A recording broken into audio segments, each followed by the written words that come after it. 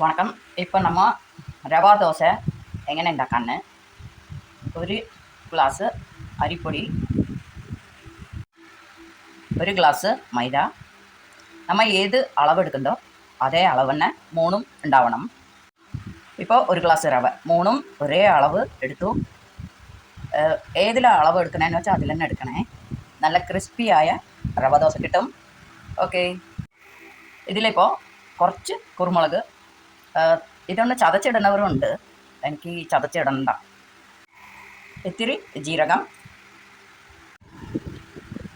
ഇതിലിപ്പോൾ നമ്മൾ പൊടിയ കട്ട് ചെയ്ത പച്ചമുളക്, കറിവേപ്പില, മല്ലിയില ഇതൊക്കെ ഇടുകയാണ്.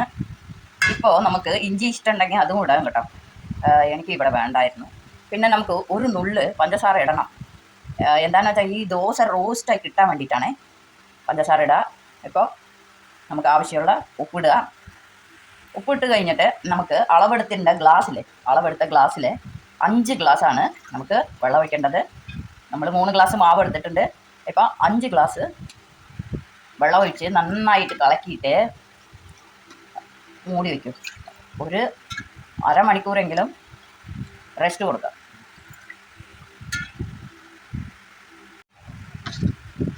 ഇപ്പോൾ കണ്ടില്ലേ, 5 ഗ്ലാസ് വെള്ളം ഒഴിച്ച് ഇങ്ങനെ വെള്ളമാക്കി വെച്ചിരിക്കുക. നമുക്കൊരു അരമണിക്കൂർ കഴിഞ്ഞ് നോക്കാം. ആദ്യം കുറച്ച് പൊടിയായിട്ട് അരിഞ്ഞ് സവോള വെതറി ഇടുക ദോശക്കല്ലിൽ.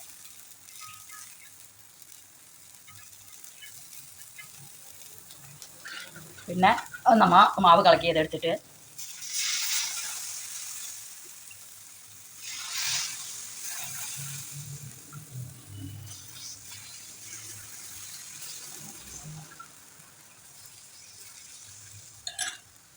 ഓക്കെ, നമുക്ക് എണ്ണ ഒഴിച്ച് തീ വല്ലാണ്ട് കൂട്ടി വെക്കല, കുറച്ച് വെക്കണം. തീ വല്ലാണ്ട് കൂട്ടണ്ട, കുറച്ച് റോസ്റ്റ് ആവട്ടെ. തീ കുറച്ച് നന്നായി റോസ്റ്റ് ആവണം.